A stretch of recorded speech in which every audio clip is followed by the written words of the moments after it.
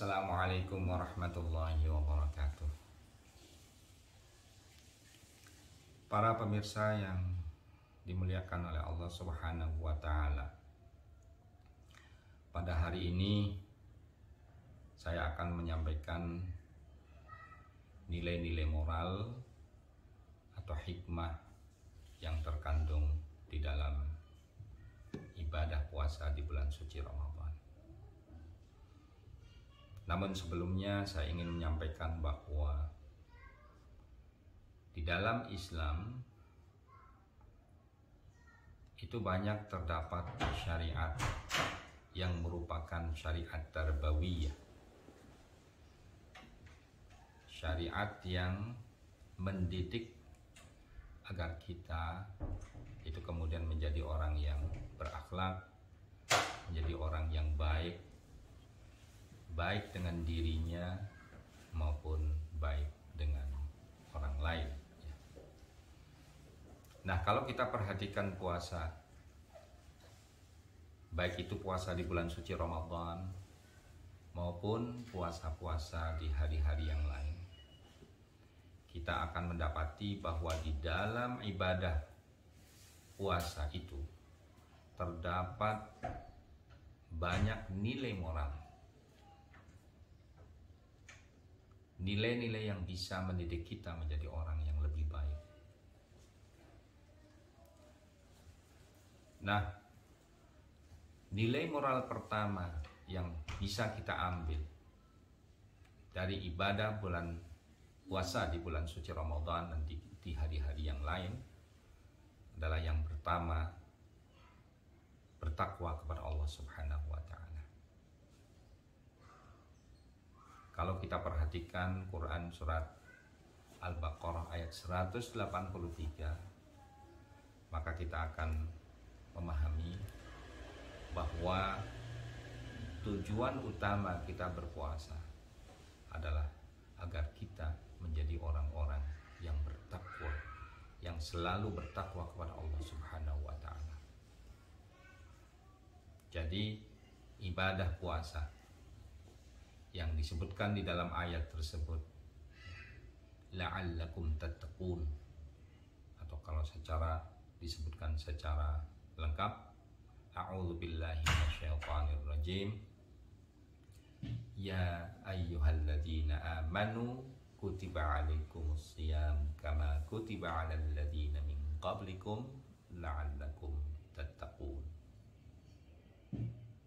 Kata la'allakum tattaqun itu menunjukkan bahwa tujuan utama dan yang paling utama dari ibadah puasa adalah agar kita menjadi orang yang bertakwa.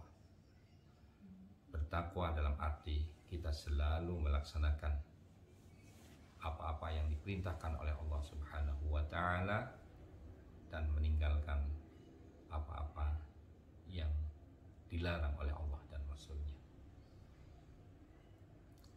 Itu nilai moral yang pertama. Nilai moral yang bisa kita ambil dari ibadah puasa yang kedua adalah sabar. Kalau kita perhatikan, ketika kita sedang berpuasa, itu kan misalnya kita sahur sekitar jam 3 misalnya, maka kemudian terus kita lalui tidak makan, tidak minum, dan tidak melakukan segala sesuatu yang membatalkan puasa. Nah, dari jam ke jam, misalnya sudah masuk ke jam 9 pagi, jam 10 pagi, jam 12 tentunya kita merasakan betapa kita itu dahaga, sangat lapar. Nah, itu kita rasakan. Tetapi ketika kita berpuasa, maka kita tetap menjaga diri, menahan diri untuk tidak berbuka, tidak makan, tidak minum, dan juga tidak melaksanakan kegiatan-kegiatan apapun yang membatalkan puasa. Nah, ini berarti puasa yang kita lakukan itu melatih diri kita untuk bersabar, melatih diri kita untuk mampu menahan diri, sehingga kemudian kita tetap berada dalam situasi keadaan yang diridhai Allah Subhanahu wa Ta'ala. Nah, kalau kita melihat keterangan dari alim ulama, maka kita akan dapati bahwa sabar itu ada 3 macam. Yang pertama adalah as-sabru ala ta'ah, sabar untuk tetap melaksanakan ketaatan kepada Allah Subhanahu wa Ta'ala dan Rasulnya, meskipun ada godaan-godaan, misalnya untuk tidak sholat, atau godaan untuk tidak berpuasa, atau godaan untuk apa saja ya yang diperintahkan oleh Allah Subhanahu wa Ta'ala tadi, untuk meninggalkan apa-apa yang diperintahkan oleh Allah Subhanahu wa Ta'ala. Lalu kita semuanya bersabar, kita tetap melaksanakan melaksanakan sholat, kita tetap melaksanakan puasa, meskipun ada godaan-godaan di sekitarnya, maka berarti kita bersabar. As-sabru ala ta'ah, sabar untuk tetap melaksanakan ketaatan kepada Allah Subhanahu wa Ta'ala. Itu yang pertama. Yang kedua, as-sabru indal musibah. Yang kedua adalah sabar ketika kita mendapatkan musibah. Kita tahu bahwa di dalam kehidupan kita tentunya ada lika-likunya ya. Kadang kita senang, bahagia, kadang kita juga sedih. Kadang juga kita mendapatkan musibah, apapun bentuk musibahnya. Nah, ketika kita mendapatkan musibah, biasanya kan psikologi kita terganggu. Karena terganggu, bisa saja kita melakukan sesuatu yang di luar tuntunan agama Islam.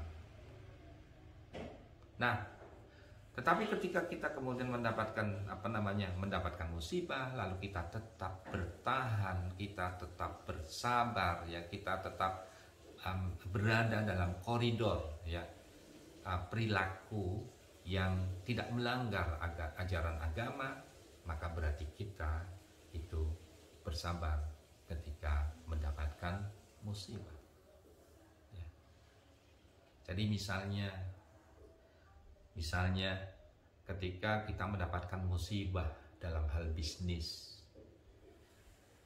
meskipun ini tidak kita kehendaki tetapi kita gagal dalam berbisnis misalnya, lalu kita tetap menahan diri untuk tidak melaksanakan aktivitas yang melanggar aturan-aturan agama atau aturan-aturan yang berlaku di masyarakat.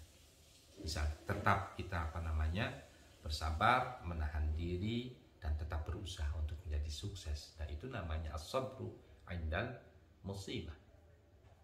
Dan yang ketiga adalah as-sabru anil maksiyah, sabar untuk tidak melaksanakan kemaksiatan kepada Allah dan Rasulnya. Mungkin di sana sini kan ada godaan-godaan tertentu. Misalnya godaan karena umpamanya kita melihat ada uang tercecer misalnya bukan milik kita. Mungkin ada orang yang uang itu jatuh kan. Nah, kemudian kita tidak mengambilnya, kita menahan diri karena kita sadar bahwa harta benda itu, uang tersebut adalah bukan milik kita. Lalu kemudian kita menahan diri untuk tidak melaksanakan kemaksiatan tadi.